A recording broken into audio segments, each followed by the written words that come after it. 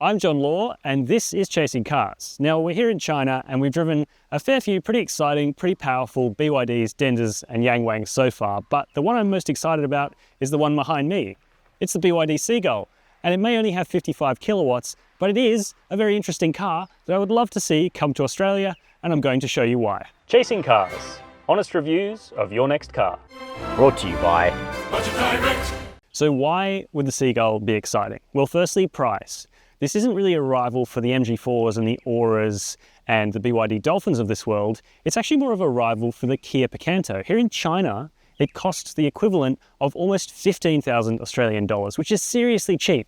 Now, if you've been paying attention, you'll know it's going to Europe as the Dolphin Surf. That's more 40 grand, but we're told that if it comes to Australia, it could be as little as 25 grand and it'll definitely be under $30,000, so it fits within the BYD range. So Kia Picanto money for a little electric car. What are the stats? Well, a sub 40 kilowatt hour battery pack gives it about 325 Ks of range. And as I said, 55 kilowatts. So it's not fast and it can't go very far, but it's cheap and it would be a great little urban car. One more thing I'd like to point out while we're out here is the single wiper. That means it joins the fantastic club, including the McLaren F1, the Lamborghini Murcielago, and the Mitsubishi i-MiEV. A word on specs of the Dolphin Surf versus the Seagull we're driving. It comes with more power, between 65 and 115 kilowatts, which should help cut the 0 to 100 kilometre an hour time from 14.9 seconds. It also gets a larger battery at 43 kilowatt hours, but because the WLTP range claim is a bit stricter than China's testing procedure, the range is still about 310 kilometres.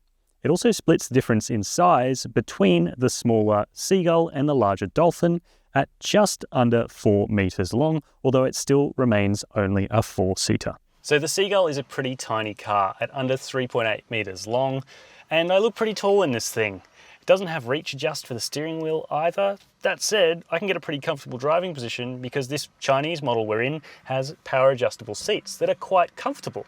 A few other things you might not see in, say, a Kia Picanto or a Suzuki Swift at a similar kind of price, expecting that this does come in at about 25 grand or 27 drive away, are things like a center armrest that's quite soft, wireless charging pad, very clearly pointed towards the driver, 2 cup holders, plenty of storage, USB charging.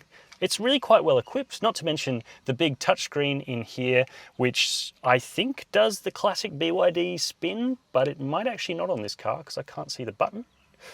But I am going to address the elephant in the room, which is the very fleshy interior colour in here, which I'm not going to lie, I don't think it would work in the Australian market, but it's great that it's offered, I guess. There are plenty more changes to come if it does come to Australia, because we will get the Dolphin Surf version of this car rather than the Seagull that you see here. But you get the point.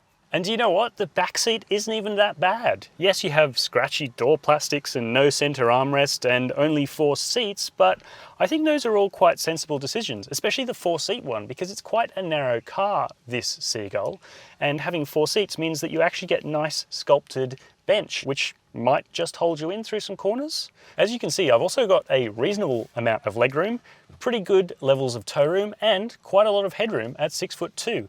The vision out is really quite good, and I've got a little storage tray there. Really, really good. Right, so the Seagull isn't fast. I'll come back to that 55 kilowatt figure. Don't know the 0 to 100. I'm gonna say 13 seconds or above. But the beauty of a little car like this is that it's light. So even though it has soft suspension and light steering, it's still quite a lot of fun to flick through a slalom. Way! Yeah! Nice. Look, it's ragged. It doesn't have the beautiful composure of a Suzuki Swift or something like that, but it is quite a lot of fun. And I know that's probably not very relevant for urban driving, but what it does tell me is that it would be quite dynamic, quite responsive around town, and the soft suspension indicates, whoa, that it might be quite a comfortable ride. So if it does ever come to Australia, maybe we'll get to find out. And I think at that point, it would do quite well. Braking pretty good too. Now, the Atto 2 and the Denza off-road products are going to be the most important vehicles in BYD's stable coming to Australia, but I still think the Seagull has a place in our market. Affordable electric mobility that's not a Kia Picanto or an MG3, something with a little bit of pep and an electric powertrain. I think it could be really cool. Let me know your thoughts in the comments section down below. I do think that the color palettes may need to be a little bit tweaked. I'm not convinced that this one is the perfect way to go, but there are plenty of other ones that you can get. So again, let me know your thoughts. Hit subscribe to the Chasing Cars YouTube channel. And as always, thank you very much for watching.